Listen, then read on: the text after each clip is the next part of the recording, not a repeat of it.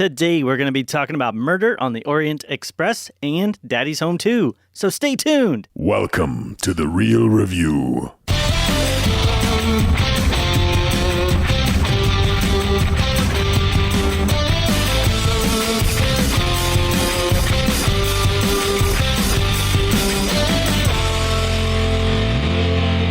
Welcome to The Real Review, sponsored by Parametric and Lazy Ape Studios, where you get some of the latest happenings, real thoughts, and perspectives in the world of film and television. And I'm here with Matt, Magic Man. Hey. Magic Man? Yeah, who am I? That's from a Will Ferrell film. Oh, okay. Do you know the one? No, I don't. Talladega Nights. Okay. It's El Diablo and Magic Man. Okay. The names they make up for each other. That's right. I do know that. Yeah. Oh, also, I'm here with Joel Cunningham. I just spit. Yeah. What was Joel. that? Joel. Here, I'll try it again. I'm going to really listen this time. Joel Pick it up. Hercule Poirot Cunningham. I don't know how to say his name. Oh, it's the a, detective from yeah, Murder on the Orient. It's a Murder on the Orient Express joke. I get that. I actually had a hard time picking up his name as well. I still don't know it. I'm not the only one. I still don't know it. That's why I said it like that. I thought they were saying Hercules for the first half of the film. Well, they made a joke about it. Did they? Right, that's where Daisy Ridley was like, it was like Hercules, like, and he's like, no. Maybe that's, yeah, I guess maybe they did that on purpose then. And he was like, no, it's not Hercules. I didn't even, I had a really, really hard time listening and hearing the dialogue in that film. And I thought maybe it was just me, the sound mix, maybe my allergies are clogging up. I think it was the sound mix. Okay. All right. Well, we're going to talk more about that in a bit. We're going to be talking about that film as well as a little bit. I got to see Daddy's Home 2, and I feel like we can't not talk about that at least just a little bit. There's just too much stuff there to not talk about. For sure. Cool. So before we get going, just a reminder, kind of what we do here on the podcast. Matt, you're a bit more of like kind of the fan perspective. Yeah, a little bit. Yeah, and I tend to be a bit more of the kind of the harsh critic. And so we combine those to give you what we consider a real thought and perspective of film. Before we get going into the actual review section, real quick though, why don't you give the listeners some ways to get connected to the podcast or vidcast? Yes, true, both. Yes. Get connected. YouTube.com/TheRealReview. That's how you can catch some of the vidcasts, the videos that we post up on there. Also, social media, Facebook, Instagram, Twitter. It's all at Real Review Media, Facebook.com/RealReviewMedia.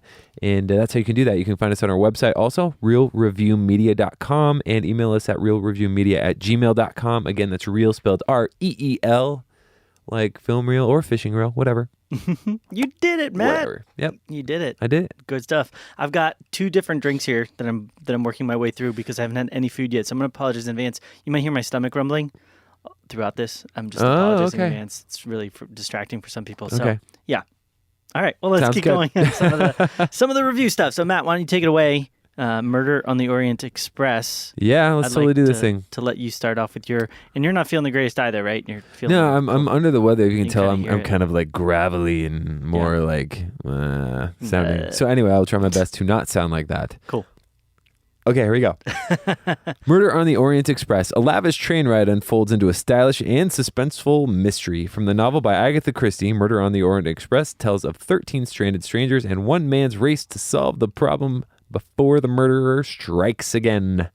And stars and is directed by Kenneth Branagh and has a lot of other people in it as well. Yeah.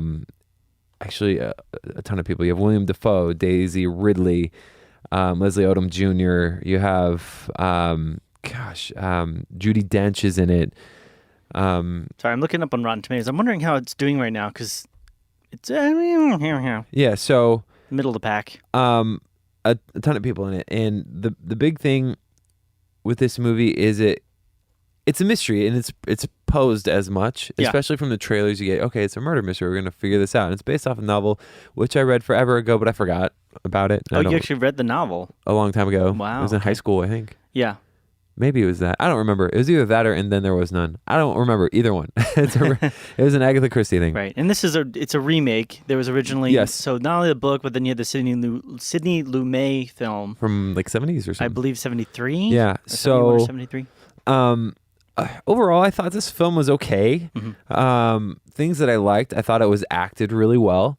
Agreed there. Josh Gad was in it also. I forgot to mention him. Did you say Michelle Pfeiffer? Michelle Pfeiffer also. There's a couple people I missed, I'm sure. I apologize about that. But Derek Jacobi. I haven't seen him in a while, actually. Willem Dafoe. Yeah, got all those that, good people. got that kiddo.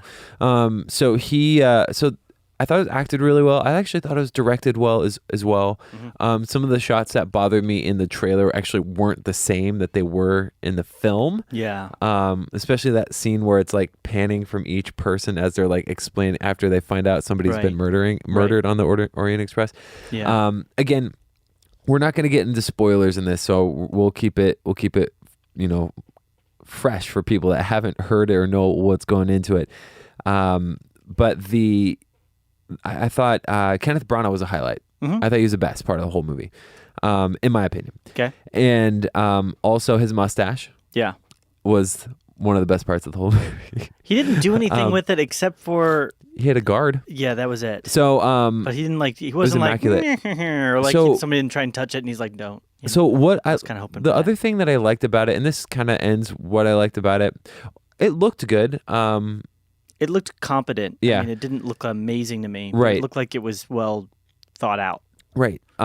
This next thing is something that I feel like is a negative and a positive. So do you want to kind of give your positives first? I think my positives are similar to yours. I think one positive for me, because it wasn't a negative, which sounds weird, but it was based on the trailer. Okay. The trailer, and they said this even in the synopsis that you provided, that it was very stylized, and it really wasn't to me. No, it wasn't.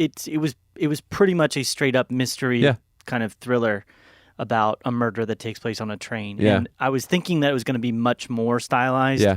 That there was going to be quirky music, popping in at time. Like they use Imagine Dragons in that trailer. Right. Or really odd like camera work. Yeah, odd camera work at times. And they did some really strong juxtaposition. Like in the trailer, there was like a woman screaming. It's like, and it like bleeds into like the train. I thought that was a guy screaming in that trailer. Was but it? Yeah, Okay. yeah, either way. But there wasn't a lot of that. It was pretty much just a straightforward, and maybe I would have been fine. I like stylization. I would have been fine with it. I just didn't like that stylization. Sure. So it's kind of a positive and a negative, I guess, but Okay. it's more of a positive because I was expecting it to be really bad. Yeah. But agreed on all the acting. I think cinematography was competent. So we can move more into sort of the negatives here because there's probably more on that front for both of us. Yeah, again, I thought this movie was okay. I didn't think it was really that good per se, but one thing I did really like about this movie is I felt like they had two different ideas going into the movie. One of them I liked was a little bit more fun, a little bit more light. Yeah. The other one was very serious drama aspect of it. And they're very stark. They don't blend very well in this movie. And I'll say that because they make the transition early on. You kind of make one shift from the lightheartedness of it to the serious part, maybe in the first 30 minutes or something like that. Yeah. And I agree with that. I mean, there's moments like when the I forget the name of the one guy, but we're not spoiling anything, right? No. Okay. Tom Bateman's character, I think it's Tom. He when he's introduced, this isn't really a spoiler. It's not. It doesn't play into anything, but like when he's introduced, he's like with a prostitute. Yeah. And that's just kind of like, oh, look, he's with how funny that is. He's saying like, there was moments like that where there's this weird lightheartedness that it felt like they were going to go for more kind of like, what I thought they were trying to do is juxtapose it very strongly. Go like, okay, everything's lighthearted until it got serious. Then it was going to be like, boom, in your face, like super heavy-handed. Yeah. But it never really did that. It kind of floated back and forth. Yeah, I didn't like that because I liked how it started out. I liked the fun element of it, and you basically get to see Hercule, Kenneth Branagh's character, the most renowned detective in the world. You get to see him. You get to see him be the best detective in the world. But he's also very quirky because he's got like OCD. Right. That was a bit. I mean, I was sitting there watching him discuss that opening, detective work job that he was doing, and it felt so. That did feel a little stylized. It was weird how they would at moments tip into stylization. Yeah. And it felt like they were kind of trying to go for something, but they didn't really know what they were searching for. And it was almost like this fast cut thing, but they had these really wide shots mixed with the fast cuts, and it really didn't match the pacing of the music and what they were going for. So it was very odd to me. It almost felt like they were missing insert shots and missing close-up shots, especially in that beginning. And it went beyond the realm of realistic very quickly. Because immediately it's like, okay, that you can't predict that and that happening. That was my problem with it is that they set up this kind of fun, lighthearted, almost like not real world scenario. Yeah. And they didn't stick with that. They ventured from that within the first 30 minutes to very serious drama. There was like little quirky things like how we learned that like Hercule like loves bread and stuff like that. I was like, that's okay. It's basically character building is what it is, but in a very quirky kind of way. And the way I would say it's like almost like when you watch The Mummy. I know that sounds the ridiculous. New Mummy? No, the original Mummy with Mummy. Brendan Fraser. The quirkiness that's kind of the fun, the playfulness that's there is at the start of the film. Yeah. And you feel like maybe that's going to play throughout, but it's just there's moments of that. Yeah. And then it kind of slowly kind of lingers away. Yeah. So they didn't jive as well for me because I like the playfulness. If they would have kept that up throughout the whole thing, it would have been better. And I think it would have been better if they didn't end it the way they didn't end it, or if they didn't end it the way they ended it. I realize they're staying faithful to the novel. They're doing all that stuff. Yeah. But it a very strong they wanted you, without spoiling anything, they wanted you to feel certain emotions for a certain character or certain characters, and in order to justify something. And I didn't feel that emotion. It didn't pay off, and I was like, I don't know about that. There's got to be consequences for what happened, right? And you didn't bring me on board enough. And I think the problem with that, and a part of that was just the you didn't get enough from all the supporting cast. There's a lot. It's a big cast. It's a big cast. Yeah. I felt like they never went beyond sort of. I was expecting kind of these interviews. I mean, the way it plays out, it's the same sort of detective thing. A murder takes place, and then the detective goes around kind of interviewing everybody and putting together clues. I was expecting it to be kind of this interview, initial kind of gathering of information, then something presents itself, he figures something out, and then a next set of information, and he kind of goes back and he re-interviews people with this new set of information. He's kind of slowly getting deeper and deeper with these people. Yeah. But it was kind of like one interview, and then mostly that's it. There was a couple people that kind of got that re-interview thing going, but it was like he would have an initial interview with somebody, except for, one or two characters I don't want to spoil, but like then you'd find out there was a little bit more to their story later. Right. And so it lacked that depth of where I thought it was going to go. I thought it was going to go into like a much deeper, but the picture became very clear to me. I'd never seen the first one and never read the book. Right. The picture became very clear to me of what was going to happen within the first 30, 45 minutes. Oh, really? And then, it just wasn't the depth of how, I don't want to spoil anything for the ending, but like I recognized kind of where the ending was headed. I just didn't know how fully that was going to be embraced by the story's end. And that was the only thing that was a little bit shocking, I thought, was just like, that's the fullness of it. Yeah. I just had a hard time like investing emotionally in what they wanted me to feel. They wanted the audience, I could tell they wanted the audience to feel a certain way at the end. Yeah. I didn't feel that way. And so they didn't really bring me on board with it. And so, pun, all aboard. Okay. I think the reason for that is they did not set up thematically an idea like a thread that kind of ran throughout the film. Sure. I mean, if you think of the beginning of the film, they presented a characterization of who this guy is, of who Hercule was, and then they kind of went maybe against that characterization, but that doesn't feel as significant as a theme. Right. If they'd set up a theme, like thematically this, like if he had to make a decision like that at the beginning of the film, and he had done the opposite of what he did at the end of the film, then it would have resonated a lot stronger. Yeah. Because you would have been on board and you would have been like, well, you can tell like this is a part of the film. It's trying to say that this is what it's about. Yeah. But because it was just like, well, he's kind of like this a bit, and now he's deciding to kind of more just be like that. It's like, it's not deep, And so that was good. Not good. Not good. Not good. Yeah, not good. And I mean, there was a couple little minor moments of peril, which were not at all like freaky. You know what I mean? No. Because I wasn't concerned that they're. It was an intense movie. I also got bored. I was like kind of like, it was a late showing for me, and like there was a moment in the middle where it slowed down, and I was like, I was like, nothing's happening right now. And I will say this as well. I don't know if it was the film that they used, or the lack of film, or the way that they shot it, or the production design, but there was just a feel to me of it being staged. I don't know if you got that. There were scenes that felt like they were shot in a higher frame rate. Right. And it was presented, because I was like, this looks like the motion sense that you see on the TV when they have smooth that. and too sharp. It didn't feel like 24 frames per second. I was like, wait, what? I'm not always a big fan of like embracing just like in the colorization of a film, the tone of the era or something. Right. But I think this film would have been aided heavily by making it look more stylistically like that era. Sure. Adding more of a film grain, adding more of kind of a sepia maybe evenness to the film.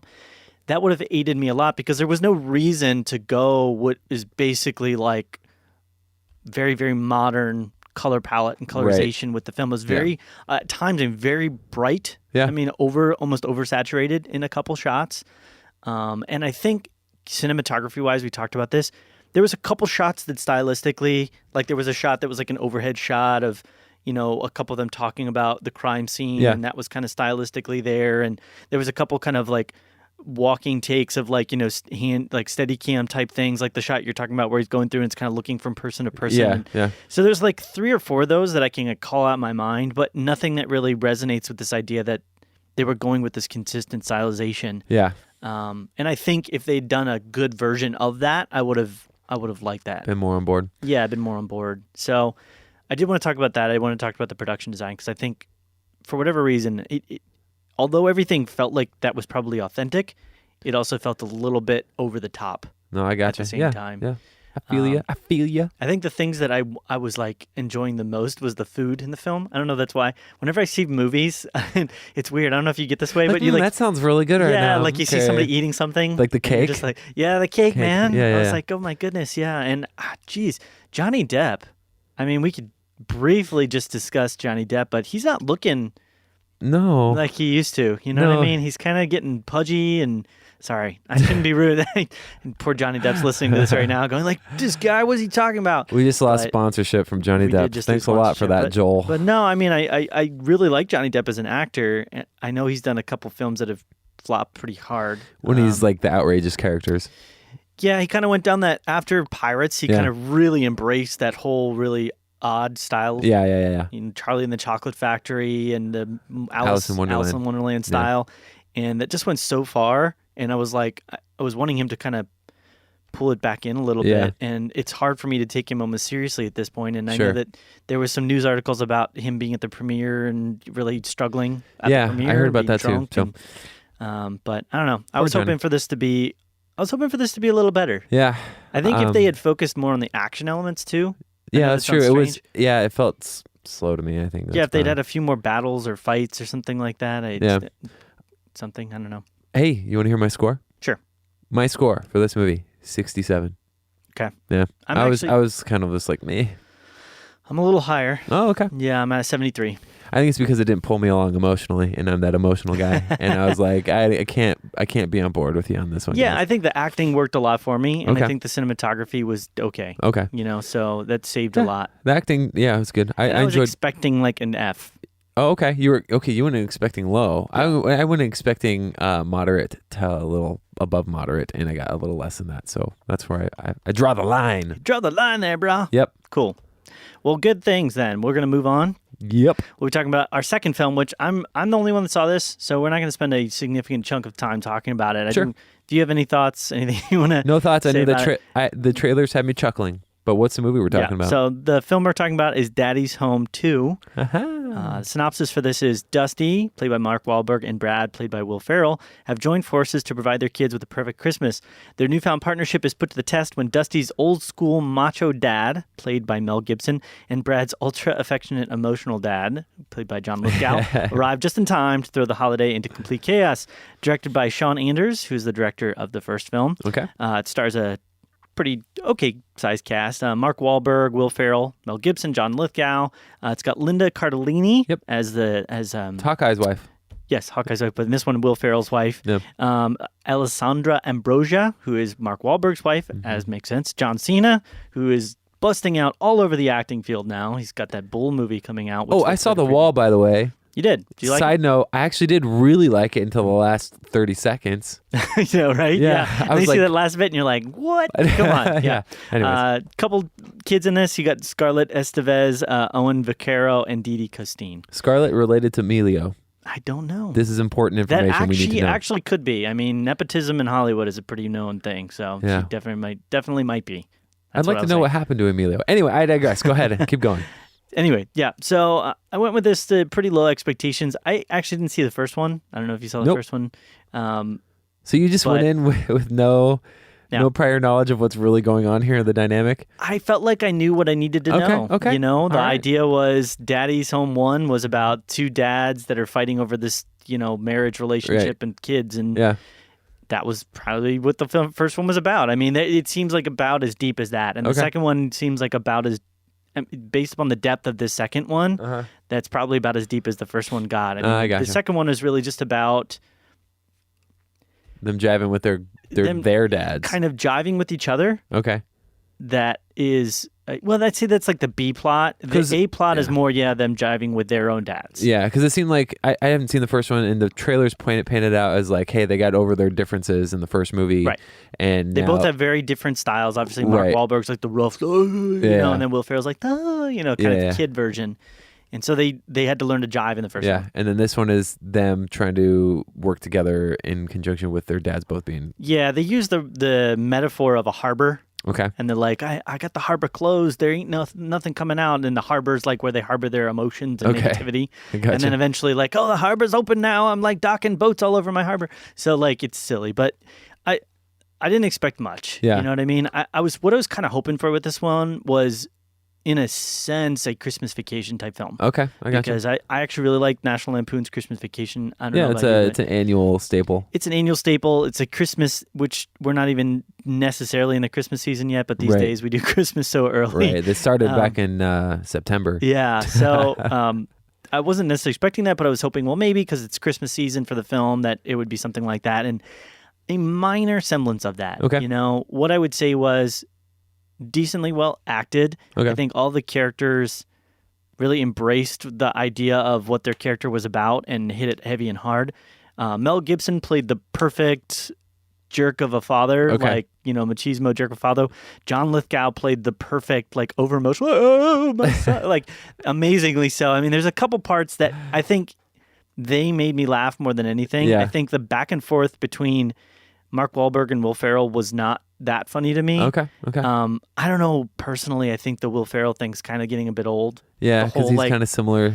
Well, it's like the man boy, yeah. Where he's like a grown man, but he acts like a child. Yeah. I feel like that's kind of played its course in our culture. I totally get you. Hopefully, I mean, it just kind of got a little boring. And then John Lithgow, though, was hilarious because he's not really a man boy.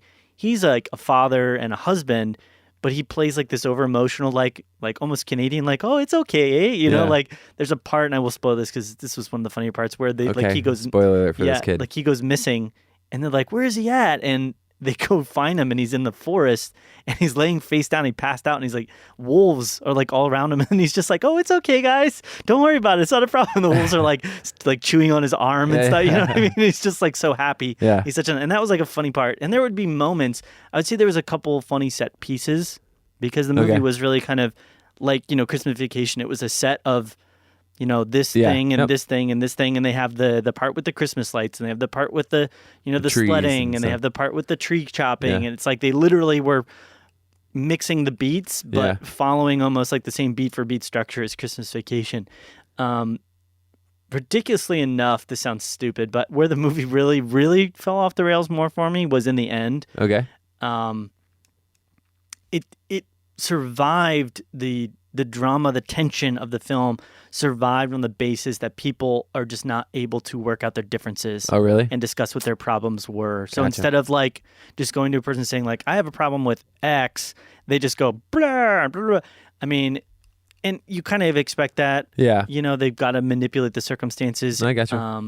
A little bit, but so yeah, I mean, it was all right. There was what I would say about the film is that if you want to film where you can kind of zone out, you can get a couple chuckles in here and there. I think the scenes with John Lithgow were my favorite. There was another funny part with a snowball fight with him, which is just ridiculous. I'll tell you once we're not recording. So that, but, Will Ferrell was a bit draggy again because I think that whole man boy child thing is kind of played out. And but yeah, the only other thing, and this kind of took it from maybe a C+ rank to lower, was Scarlett Estevez's character, the little girl. Okay. And we've talked about this. I really don't like it when kids are young and they embrace this idea of them being like adult-like. They give them like a dialogue that's not something kids would talk. Right, and their mindsets. It's like it just shows poor writing most of the time on the age of like on the aspect of an adult writing for a kid. Yeah, and she was that. She was this embracing of this little kid that's trying to act like an adult and doing things that are pretty horrible for a kid to do. Sure, and getting away with those, and the stories embracing it. And a couple times it was like kind of funny. But for the most part, it really did not enjoy that element, and that took it down a notch. Gotcha. Took it down a notch, Scotty. It took it down. Yeah. What did it take it down to? So I'm giving this one a 71. Okay. So just it's actually close to where okay, I gotcha. Murder was for me. So neither was like awful. Yeah. But they're just going to be films that kind of like, okay, moving on. That's what Hollywood's doing right now. They're making these kinds of films. Yeah. So I gotcha. All right. Any thoughts? No, I it's kind of what I imagined it to be. Yeah. I will say though, it did look funnier than I thought the first one looked. The trailers painted it to be funnier. All the stuff. Yeah. When they're meeting their dads at the airport, that whole scene I thought was kind of funny.